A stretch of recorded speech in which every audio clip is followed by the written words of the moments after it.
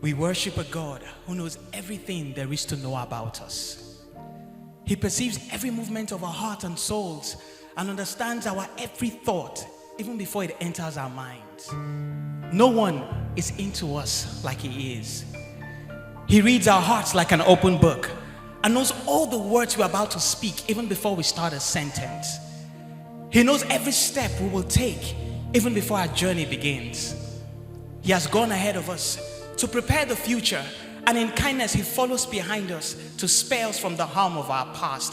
No one loves us like He does. Now this is my best part.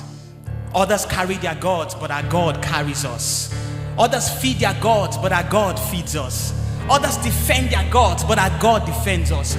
Other gods strike their followers with affliction and destruction when they're unfaithful, but for us, even when we're unfaithful, even when we break His heart, He remains faithful.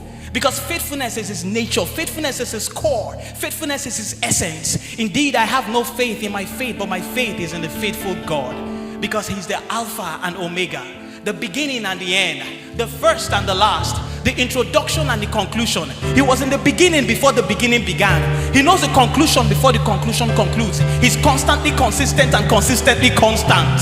Surely you are the greatest. You are greater than the greatest. You are higher than the highest. You are deeper than the deepest. You are wiser than the wisest. You are better than the best. When I lack words to amplify your awesomeness, when I lack rema and I have no helper, when things are hard like coconut and I have no kola nut, I recall that I'm not just a human being, I'm also a spirit being. That when men think that I'm through, I know God remains true. So I switch to a language that breaks bondage. I speak in a language that has no gauge. I go because when I speak in tongues, I speak mysteries. When I speak in tongues, the devil is confused. When I speak in tongues, my faith is built up and my spirit man revs up. He's ageless, endless, limitless, boundless, timeless. He's not bound by time, yet He's always on time. He's not controlled by time, yet He makes all things beautiful in its time. Let me tell you about the God who will encounter and accelerate. He sits enthroned above the circles of the earth, and His inhabitants as grasshoppers. He spreads the heavens like a canopy and stretched them out like a tent for all to dwell in.